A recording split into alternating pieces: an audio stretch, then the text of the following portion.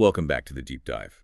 Today, we are undertaking a really incredible mission. We want to achieve a true mastery-level understanding of that 40-week journey, the one that transforms a single fertilized cell into a highly specialized human being. Yeah, and this isn't just like surface level biology. We're really plunging into the deep complexities here. We're talking prenatal development, specialized organ physiology. And that intricate, really sophisticated circulatory system that sustains life inside the womb. It's amazing stuff. It really is. And for this deep dive, we're using some pretty detailed excerpts. This is highly specialized obstetrics material. Right. We're looking for the precise clinical timelines, Yeah. the nuanced cellular mechanics. Exactly. And the specific data points, the things that allow professionals in this field to really guide and monitor these earliest stages of life. Our goal is comprehensive knowledge. We want you to walk away feeling like you truly grasped this. We're going from fertilization right through to delivery, tracing every major system, every transition. So let's unpack this journey. Where do we start with the timeline? How do the experts structure these earliest moments? Okay, so the clinical literature, it breaks prenatal development into 3 distinct chronological phases. And they're all measured relative to those initial events, ovulation and conception. Okay, 3 phases. Give us the defining markers for these periods. What are we looking at? First up, we have the ovular period. Sometimes it's also called the germinal period. Ovular or germinal. Got it. This covers just the first 2 weeks right after ovulation. It's a very brief foundational time. And a fascinating detail here is that even after fertilization happens, the structure is still technically designated as an ovum during this phase. Still an ovum, even though it's fertilized. That's interesting. Clinically, yes. Yeah. So 2 weeks for that initial groundwork. Okay, so when does it formally become an embryo? When does that, rapid building phase start? That kicks in with the embryonic period. This starts at the 3rd week following ovulation, and it runs up to 10 weeks of gestation. 10 weeks gestation. Which importantly is 8 weeks post-conception. This phase, it's all about intense structural formation. All the major body plans are getting established. There's a physical marker for the start of this, right? Something measurable? Absolutely, a very precise one. The embryo's crown-rump length, we call it CRL, measures about 4 millimeters right at the start of this period. 4 millimeters. Wow. That's a critical marker then. It signifies that transition from just a cell cluster to, something recognizable. And after this structural blueprint is done, what's next? Then we move into the longest phase, the fetal period. This starts right after that 8th week following conception, and it just continues right up until delivery. Okay, the fetal period. And this transition, it brings a really key shift in how clinicians track age. Once we call it a fetus, its age is consistently expressed in terms of menstrual age. Ah, so we stop using embryonic or post-conception age. Pretty much. Menstrual age becomes the standard. Okay, now let's dive into measuring this incredible growth. Length seems key, right? But you measure it differently at different stages. Exactly. For those early weeks, especially during that embryonic period, we rely heavily on the crown-rump length, the CRL. That measures from the vertex, the very top of the head, down to the coccyx, or the tailbone. But I guess once the fetus gets bigger and starts curling up later on, CRL isn't as useful. That's exactly right. So from the end of the 20th week onwards, we switch gears. We start using crown heel length, or CHL. Crown heel makes sense. Yeah, it's the measurement from the vertex all the way down to the heel. It gives you a much better estimate of total length then. And what's truly remarkable, based on early clinical observations, is the almost mathematically elegant system they developed to estimate this CHL in centimeters. Oh, right, the calculation rules. I remember reading about those. They sound almost like ancient, don't they? Mm-hmm. How did they figure that out so accurately before we had high-res imaging everywhere? It's pretty neat. The clinical data gives us 2 rules, and they're based on lunar months. So for the first 5 lunar months, the length in centimeters is calculated by simply squaring the number of the lunar month. Squaring the month number, okay. Then, for the second half of the pregnancy months, 6 through 10, the rule changes. Now, the length is calculated by multiplying the number of lunar months by 5. That's really quite something. It speaks volumes about the precision of early obstetrics, doesn't it? That they had such reliable mathematical rules way back when. It really does. It demonstrates just how predictable normal fetal growth patterns actually are. Okay, let's clarify something that can trip people up. The difference between gestational age and post-conception age. Yes, this is absolutely fundamental. Gestational age is the standard you'll see used everywhere clinically. It's calculated from the first day of the woman's last menstrual period, or LMP. Right, the LMP. And the essential rule, the one you really need to remember, is that the gestational age is consistently 2 weeks greater than the post-conception age. Post-conception age being the actual age from fertilization. Exactly. So if you hear someone's assessed at 40 weeks gestation, the fetus itself is truly 38 weeks old from the moment of conception. That's a key distinction. And in those critical first few weeks, the clinical texts really emphasize using length, not weight, for dating, right? They do. The literature specifies a really precise calculation just for the first trimester.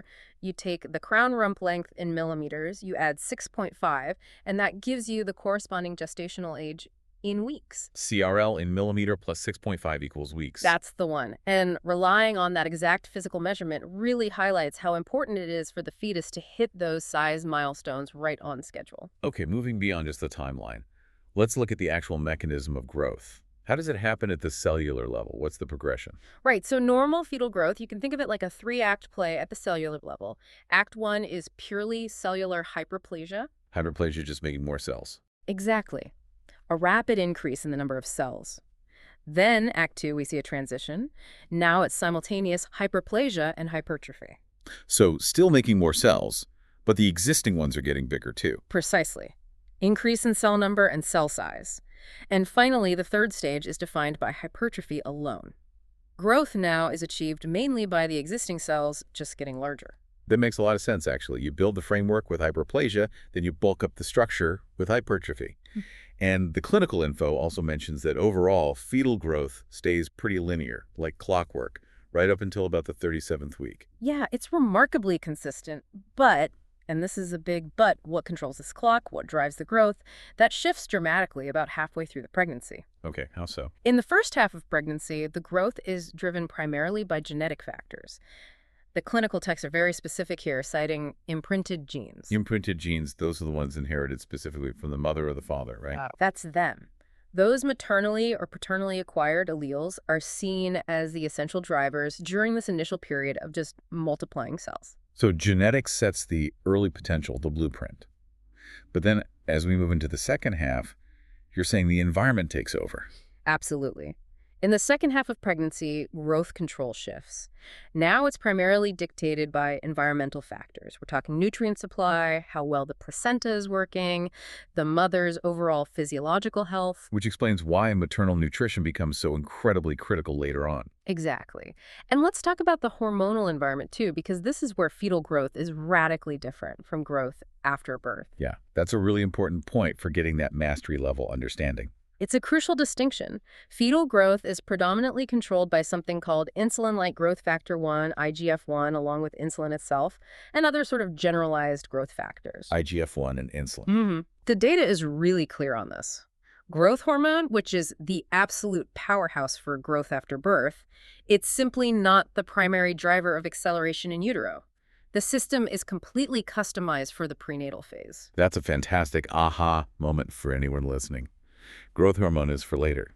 Inside, it's IGF-1 and insulin running the show.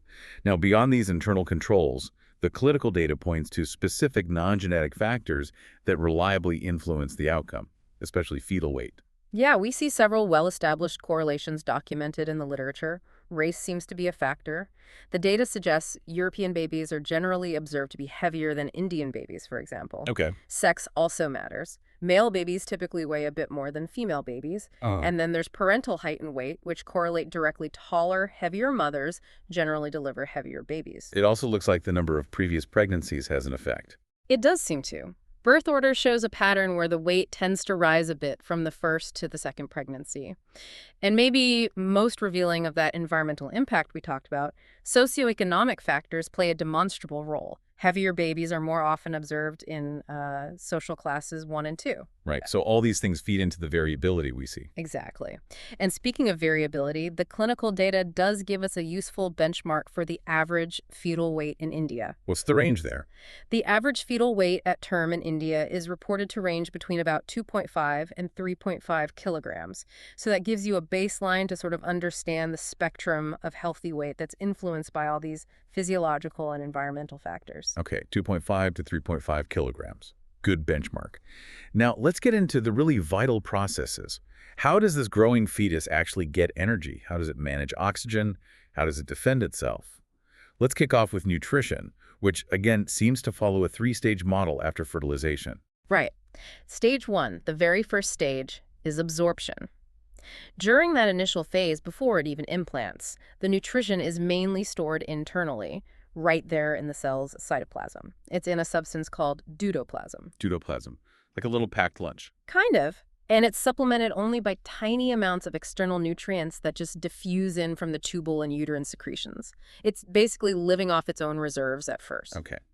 Then after implantation, but before the main plumbing of the circulation is fully hooked up, it moves to stage 2. That's hystotrophic transfer. So after nidation, that's implantation, and lasting until the uteroplacental circulation is fully established, the nutrition comes from the eroded lining of the uterus, the decidua. It gets there by diffusion. Soaking it up from the lining. Yeah.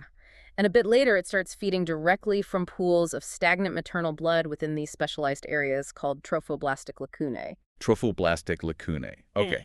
So if you're visualizing this, before the main supply lines are fully connected, the embryo is acting almost like a temporary local nutrient sponge, just absorbing stuff directly from the mother's tissue environment. Is that a fair way to think about it? That's an excellent way to put it, a conceptual bridge. It really highlights that reliance on local temporary absorption.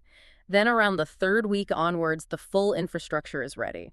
And that leads us to the 3rd and definitive stage, hematotrophic transfer. Hematotrophic, blood feeding. Exactly. This is when nutrients are obtained through the fully established fetal circulation via the placenta, and it uses both active and passive transfer mechanisms to pull those nutrients across. And this brings us to that really striking statement in the clinical literature, that the fetus is a separated physiological entity that takes what it needs, even at the cost of the mother's own resources. Yeah, and this becomes incredibly critical in the 3rd trimester. The clinical texts, they detail this intense nutrient drain during the last 3 months. Get this. The fetus drains 2/3 of the total calcium. 2/3. 3/5 of the total proteins and a massive 4/5 of the total iron from the mother's resources. 4/5 of the iron. That is just a staggering biological demand. It really underscores why monitoring maternal nutrient levels, especially iron, is so vital in late pregnancy. Absolutely critical. And the literature actually explains the physiological foresight behind this massive iron grab. Why does it need so much? Why? The fetus needs this huge excess iron reserve specifically to compensate for the fact that breast milk, the main food source right after birth, actually has a very low iron supply. So it's stocking up the pantry for afterbirth while it's still inside. Precisely. It's planning ahead for that future environment. It's fascinating. That really is. Okay, let's shift to the fetus's own blood components. Yeah. Haemopoiesis, blood cell formation. Where does this process even begin, and how does the main site change over time? Okay, so the process starts, and it follows a very clear chronological migration. Haemopoiesis is first detected way out in the wall of the yolk sac. That's by the 14th day. Day 14 yolk sac, very early. Very early. But it rapidly transitions.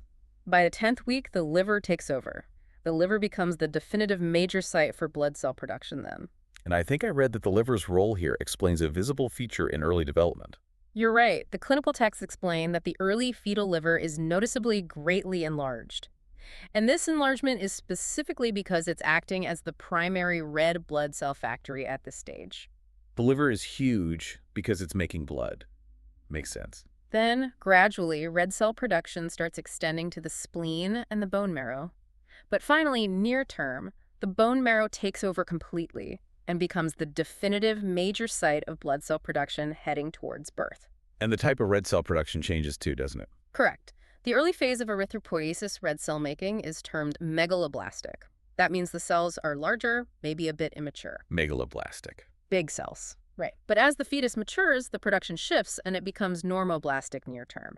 The cells look more like adult red blood cells. Okay, so The fetal blood picture, right at term, is pretty specialized.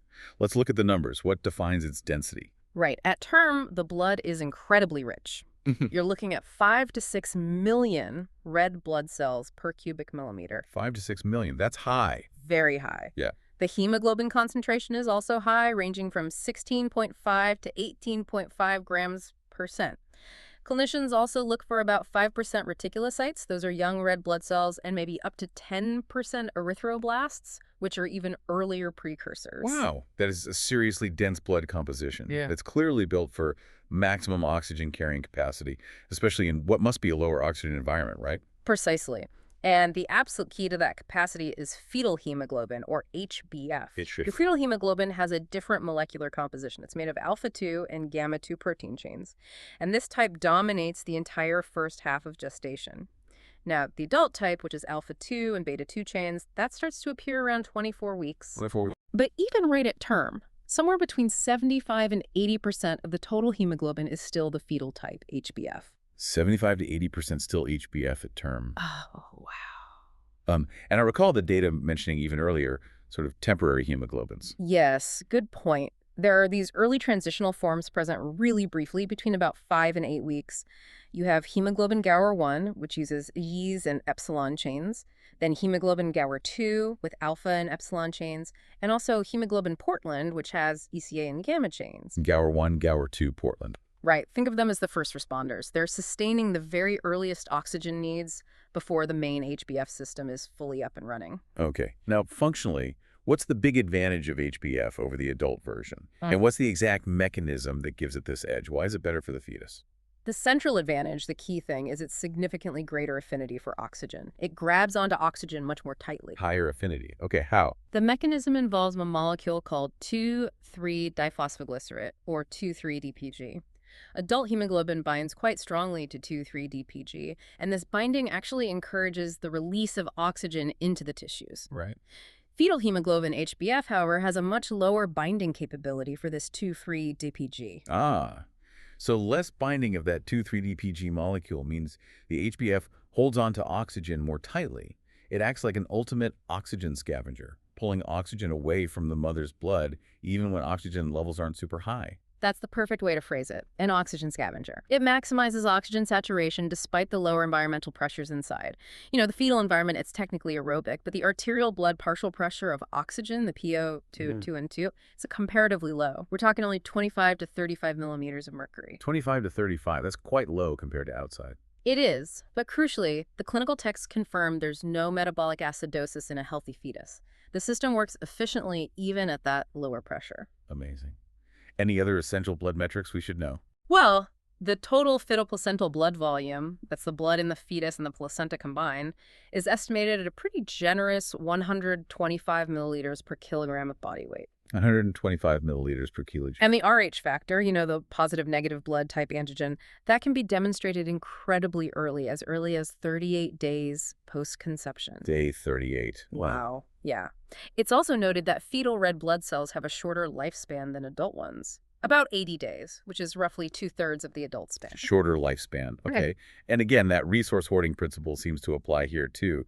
Cord blood has higher levels of nutrients than the mother's blood. It does. Cord blood consistently shows significantly higher levels of iron, ferritin, vitamin B12, and folic acid compared to the mother's blood levels. The fetus is absolutely stocking up for the future.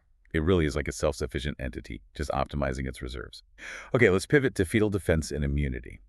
When do the white blood cells, the defenders, actually show up? Leukocytes, the white blood cells, they appear after about 2 months of gestation. And the white cell count climbs pretty high, reaching 15 to 20,000 per cubic millimeter at term. 15 to 20,000. That's higher than adult levels, isn't it? It is. Now, while the thymus and spleen develop early and they do produce lymphocytes, the fetus is generally living in this relatively sterile intrauterine environment. So it rarely needs to mount its own robust antibody response. So its immune defense is largely borrowed from mom. Correct. The fetus relies heavily on maternal immunoglobulin G, that's IgG.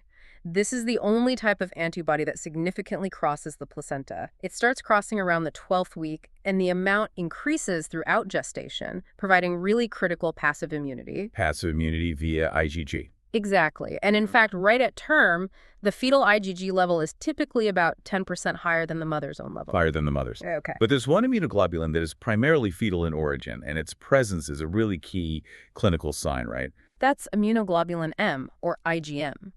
Because IgM doesn't cross the placenta easily, if you detect it in the fetal blood, maybe through a procedure like chordocentesis, it's a vital diagnostic clue for intrauterine infection. Ah, because if IgM is there, the fetus must have made it itself in response to something. Exactly. It means the fetus actively produced it because it encountered a pathogen.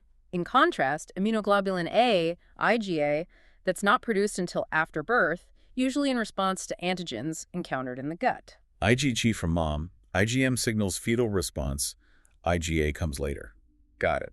Okay, with the complex chemistry of blood and immunity covered, let's look at the physical architecture, the development of the major organ systems. Yeah. Let's start with the urinary system because its role changes so drastically at birth. Right. The nephrons, the filtering units in the kidneys, they become fully functional and actually start secreting urine by the end of the first trimester. End of first trimester, they're making urine. How much? Near term, the production volume ramps up significantly. We're talking up to 650 milliliters per day. 650 milliliters. That's quite a lot. But since the placenta is handling the actual metabolic waste removal, are the fetal kidneys really essential for the fetus's survival in utero? That's a key point. No, the clinical texts emphasize they are not essential for survival in utero. Their primary role before birth is almost purely mechanical and regulatory. They're crucial for regulating the composition and, importantly, the volume of the surrounding fluid, the liquor amnii, or amniotic fluid. Regulating amniotic fluid volume. Yes.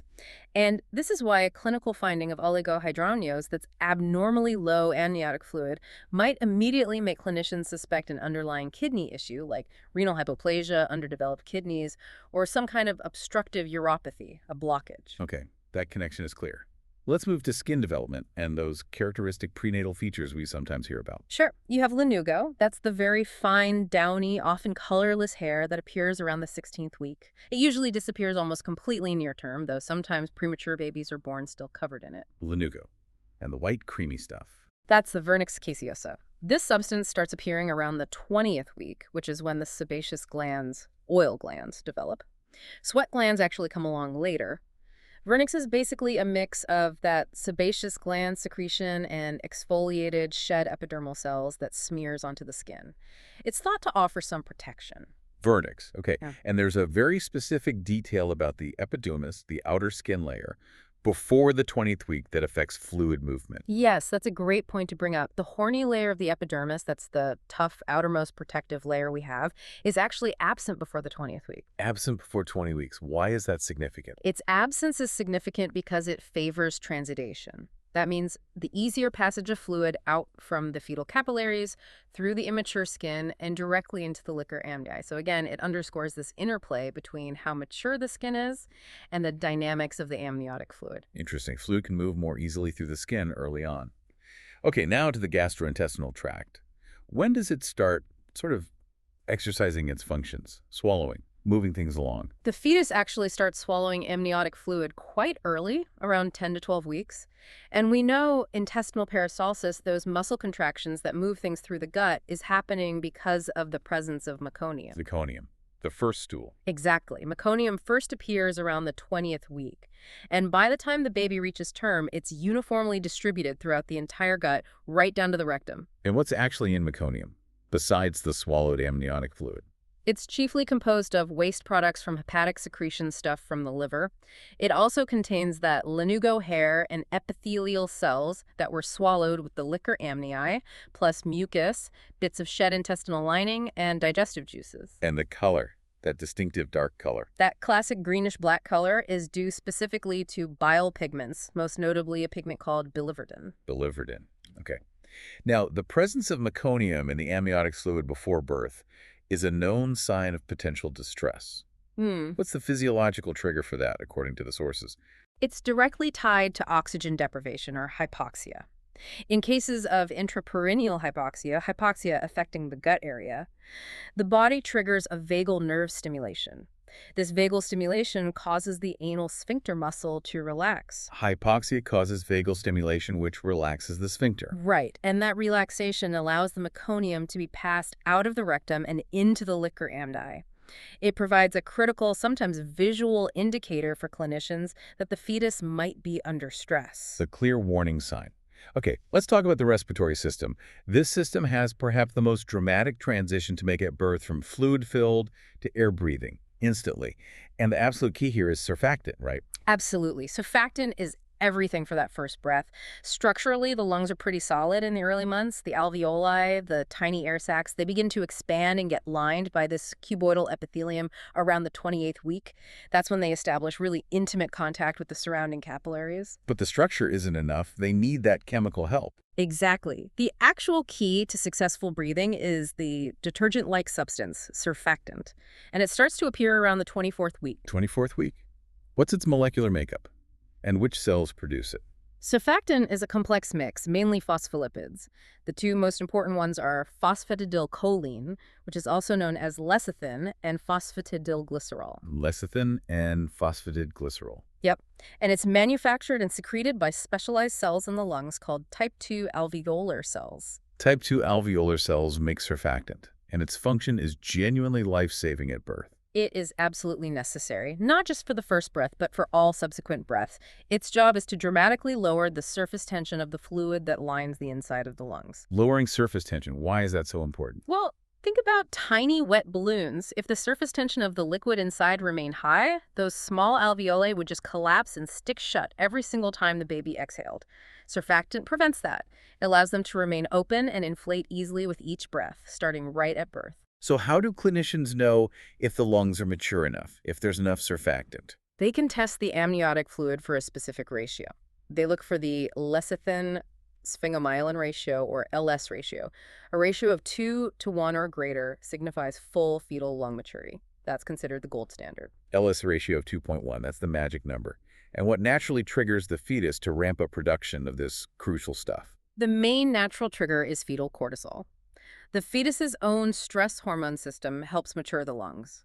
Interestingly, though, certain physiological stress factors, like if the fetus experiences growth restriction or if there's a prolonged rupture of the membranes, those also seem to accentuate surfactant synthesis. So stress can actually speed up lung maturation, like the body's trying to prepare for a potential early arrival. It suggests exactly that adaptive mechanisms to prepare the lungs if premature delivery seems likely. Fascinating. And the fetus is also seen practicing breathing in utero, right? Even though the lungs are full of fluid. Yes, fetal breathing movements, FBM, they can be identified by ultrasound as early as 11 weeks. They're pretty irregular until about the 20th week. Then they become more regular. How often do they happen? The frequency varies, maybe 30 to 70 times per minute, and the clinical data shows they're highly dependent on the mother's blood sugar concentration. Blood sugar affects fetal breathing. How? Apparently so.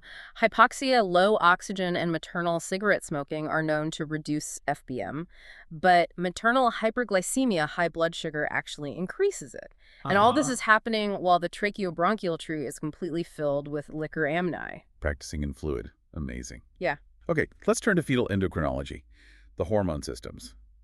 The fetal pituitary gland seems surprisingly active very early on. It really is. It's considered fully online by the 10th week. It's already producing growth hormone, GH, adrenocorticotropic hormone, ACTH, prolactin, thyroid-stimulating hormone, TSH, and the gonadotropic hormones. 10th week. Yeah.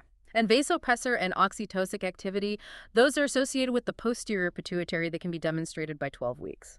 But the most uniquely fetal part of the endocrine system seems to be the adrenal gland, right? Tell us about this fetal zone. Yes, the fetal adrenals. They show this massive hypertrophy or enlargement of the reticular zone. And this zone is specifically called the fetal zone. It's incredibly important because it's the primary site of synthesis for 3 major steroid compounds.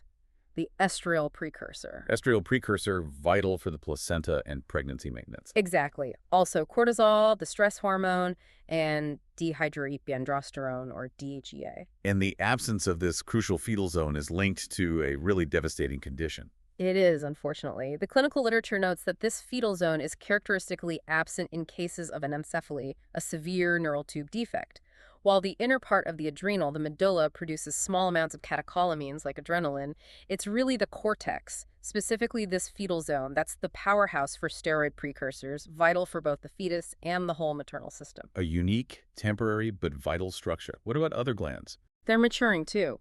The thyroid starts synthesizing small amounts of thyroxine by the 11th week. The pancreas is secreting insulin by the 12th week, and glucagon even earlier by 8 weeks. Ovaries remain relatively inactive, but the testicles are active early on, mediating the development of male reproductive structures. Okay, filing before we hit circulation. Central nervous system activity. This gives us an overall window into fetal well-being, doesn't it? It absolutely does. CNS function is reflected in things we can observe or monitor. Fetal body movements, those accelerations in heart rate we look for on monitors, and the fetal breathing movements we just discussed. And the fetus develops sleep-wake cycles. Sort of. In the later months, the fetus displays these defined periods of activity which we call reactive and quiet, or non-reactive periods. The data suggests the fetus is actually in the active state about 70% of the time. Quiet periods typically last maybe 15 to 25 minutes. 70% active. And again, hypoxia affects this. Yes, the literature confirms again that hypoxemia, low blood oxygen, reliably decreases fetal breathing activity, reinforcing those critical links between oxygen supply, CNS function, and observable fetal behavior. Okay, the moment we've been building towards. The absolute masterpiece, fetal circulation. This system is just incredible, using 3 simultaneous shunts or bypasses to redirect blood around organs that aren't fully functional yet, like the lungs and liver. We need to trace this blood flow meticulously. Where does the oxygenated blood start its journey? The starting point is the umbilical vein. It carries the highly oxygenated blood, the sources say about 80% saturated from the placenta, entering the fetus right at the umbilicus, the belly button. Okay, umbilical vein, 80% oxygenated. It heads towards the liver, but this is where the first shortcut happens, right? The first shunt. Correct. The vein enters the liver. Now, some blood does branch off to supply the left lobe of the liver, and it mixes there with some deoxygenated blood coming back from the gut via the portal vein. But, and this is key, the greater portion of this fresh oxygenated blood completely short-circuits the liver circulation. It flows through the first shunt, the ductus venosus. The ductus venosus bypasses the liver. Where does it go? It flows directly into the inferior vena cava, the IVC, the large vein bringing blood back from the lower body.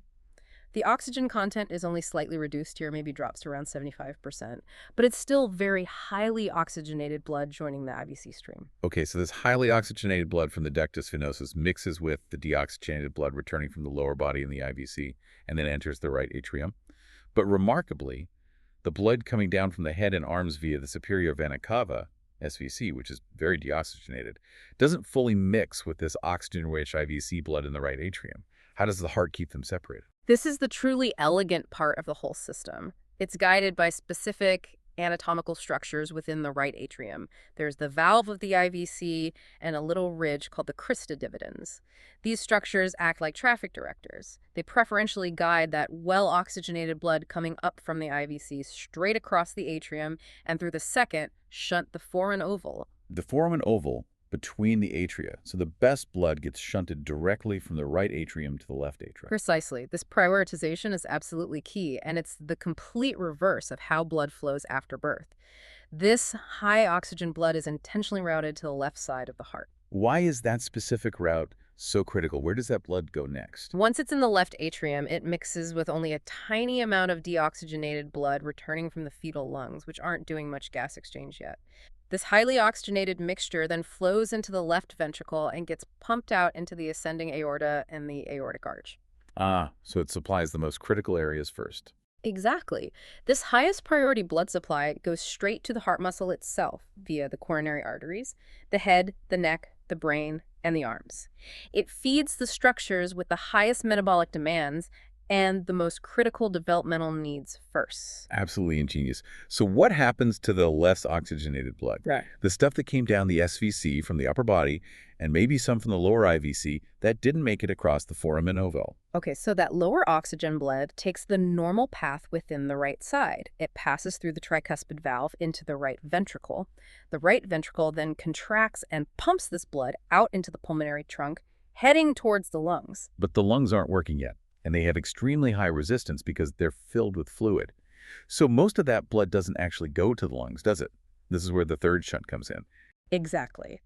The third and largest shunt, the ductus arteriosus. Because pulmonary artery resistance is so incredibly high in fetal life, the main portion of the blood pumped out by the right ventricle doesn't go into the lungs. Instead, it flows directly through this ductus arteriosus, which connects the pulmonary artery straight to the descending aorta, downstream from where the arteries to the head and arms branched off. So it completely bypasses the non-functional lungs and joins the aortic flow going to the lower body. That's right. This ductus arteriosus is a major vessel, handling a huge volume of blood. How much of the heart's output goes through it? The data specifies that about 70% of the combined cardiac output from both ventricles is carried by the ductus arteriosus into the descending aorta. That's roughly 60% contribution from the right ventricle and maybe 10% from the left ventricle that goes down the aorta initially. 70% bypasses the lungs via the ductus arteriosus. Wow. And then this blood goes to the lower body and eventually back to the placenta. Yes. This now mixed, less oxygenated blood perfuses the lower body, the trunk, and the legs. And then about 40% of that total combined cardiac output returns to the placenta to get reoxygenated. It travels via two umbilical arteries, which branch off the internal iliac arteries. It's an incredibly high-flow, complex loop, all designed for growth in that specific environment. What's the overall cardiac output like compared to an adult? The mean cardiac output in the fetus is comparatively very high. It's estimated at around 350 milliliters per kilogram per minute. This intricate shunt system ensures that the most vulnerable and metabolically active organs, especially the brain, receive the highest possible oxygen saturation, perfectly adapted to the constraints of intrauterine life. 350 milliliters per kilogram per minute. Truly a high-performance system. Okay, so we have this masterpiece of bypass engineering, but it's completely unsuitable for breathing air. It has to shut down, reroute everything, close those shunts basically instantaneously at birth.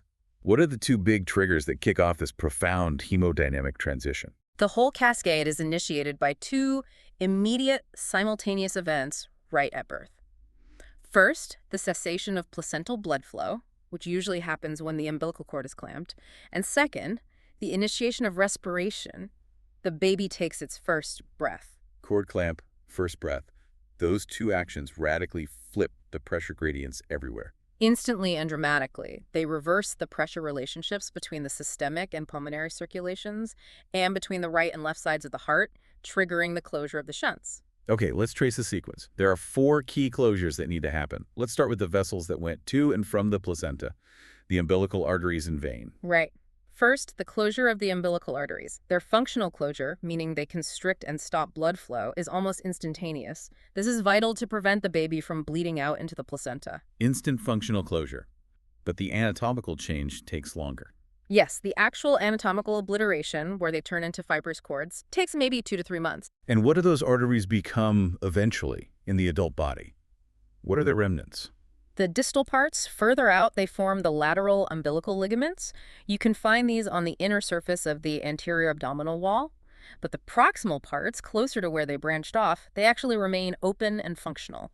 They become the superior vesical arteries, supplying blood to the upper part of the bladder. Okay, arteries close first, remnants become ligaments and vesical arteries. Now, what about the vessel that brought all that good oxygenated blood in, the umbilical vein, and that liver bypass, the ductus venosus? Second is the closure of the umbilical vein and the ductus venosus. Now, the umbilical vein closure happens slightly later than the arteries. Why the delay? It seems intentional, and it's functionally critical. This slight delay allows a significant extra volume of blood, sometimes quoted as 80 to 100 milliliters, to transfer from the placenta into the baby before the vein clamps down. It's like a final top-up from the placenta, a sort of auto-transfusion. Maximizing the baby's blood volume right at the start. Clever. Very. When the umbilical vein finally collapses, the ductus venosus, that liver bypass, also collapses because the flow through it ceases. And this collapse is crucial because it causes a significant fall in pressure within the inferior vena cava, and subsequently a fall in right atrial pressure. That drop in right atrial pressure is key for closing another shunt later, right? What do the vein and ductus venosus become? Their adult remnants are also ligaments. The umbilical vein becomes the ligamentum teres hepatis, found in the free edge of the falciform ligament of the liver, and the ductus venosus becomes the ligamentum venosum, a fibrous cord embedded within the liver tissue. Ligamentum teres, ligamentum venosum. Got it. Okay, next up, that massive bypass around the lungs, the ductus arteriosus. This absolutely has to close quickly once the lungs start working. Third, closure of the ductus arteriosus. Functional closure here happens quite rapidly, usually within hours of successful respiration. The mechanism is a strong muscular contraction in the wall of the duct. And what triggers that contraction? Exactly. It's triggered by the dramatic rising oxygen tension in the blood that starts flowing through the duct once the lungs are oxygenating blood. The PO2 jumps from maybe 25 up towards 95 millimeters of mercury. This oxygen sensing mechanism is primarily mediated chemically, likely through changes in prostaglandin levels. Ah, prostaglandins again. That sounds like another potential point for clinical intervention or problems. It absolutely is.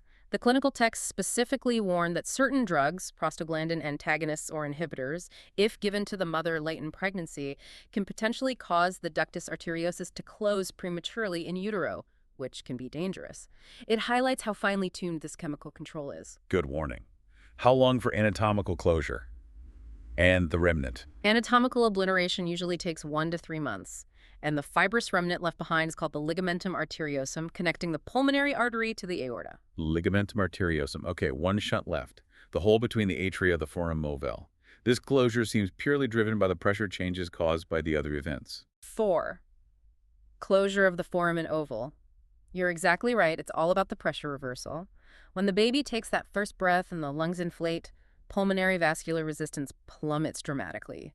Blood immediately floods into the pulmonary circulation. So lots more blood comes back from the lungs to the left atrium. A massive increase in blood returned to the left atrium. This causes left atrial pressure to rise significantly. And remember, we already established that right atrial pressure falls because the IVC inflow from the placenta stopped. So high pressure on the left, low pressure on the right. That pressure differential physically pushes the flap valve of the foramen oval shut against the interatrial septum. Slams the door closed. Simple mechanics. Pretty much. Functional closure happens very soon after birth. Anatomical fusion, where the tissues actually grow together, that takes much longer, maybe up to a year. And it's noted clinically that this functional closure might be a bit unstable or reversible during the first few days of life. How would we see that clinically? You sometimes see evidence of this when a newborn looks a bit cyanotic or bluish, specifically during crying. Crying hard can temporarily raise the right atrial pressure back above the left atrial pressure, forcing the flap open momentarily and allowing some deoxygenated blood to shunt from right to left again, causing that brief cyanosis. Fascinating. So within the first hour or two after birth, the whole system is shifted, and the newborn's hemodynamics stabilize into the postnatal pattern. Yes, the system shifts entirely from that parallel shunted fetal pattern to this series flow circuit of postnatal life. The cardiac output is estimated to settle around 500 milliliters per minute pretty quickly, and the heart rate typically stabilizes somewhere between 120 and 140 beats per minute. It reflects the successful and truly radical transition. An absolutely incredible transformation. This deep dive has really felt like a masterclass in prenatal biological engineering. We've mapped that cellular progression, from hyperplasia to hypertrophy. We identified those precision dating methods like the CRL plus 6.5 calculation. And solidified our understanding of critical checkpoints, like needing that 2-to-1 lecithin-sphingomyelin ratio for lung maturity. We covered the entire, just elegant choreography of those 3 fetal shunts, ductus venosus, foramen ovale, ductus arteriosus, and how their coordinated, pressure-driven closure happens right at birth. This knowledge, it really takes complex biological data and, hopefully for you listening, translates it into a comprehensive understanding of just what it takes to form a human being. It's an amazing process from start to finish. It really is. And let's end with that final provocative thought, drawn right from the core of this specialized clinical material we've been discussing. We established early on that the fetus acts almost like a separate entity, aggressively prioritizing its own development. Remember, taking 2/3 of the mother's calcium, 4/5 of her iron, even at the cost of her own resources, especially in that final trimester. Right, that resource drain is intense. Okay, so considering that intense biological demand, how does the highly active fetal endocrine system, specifically that unique adrenal fetal zone we talked about, the one synthesizing the crucial estriol precursor needed for placental function and pregnancy maintenance, how does that represent perhaps the ultimate biological partnership? Partnership instead of just drainage. Interesting angle. Yeah, it suggests the fetus isn't just, a passive drain. It's acting as a critical codependent engine. It's actively orchestrating not just its own growth, but also the precise hormonal environment needed for the massive event of separation and delivery itself. It's contributing actively to the readiness for birth. That's a powerful connection to make the fetus driving its own eventual independence through this intricate hormonal partnership with the mother and placenta. A great thought to end on. We hope you walk away from this deep dive with a true, comprehensive command of these complex, fascinating systems. Thanks for joining us. We'll see you next time on the Deep Dive.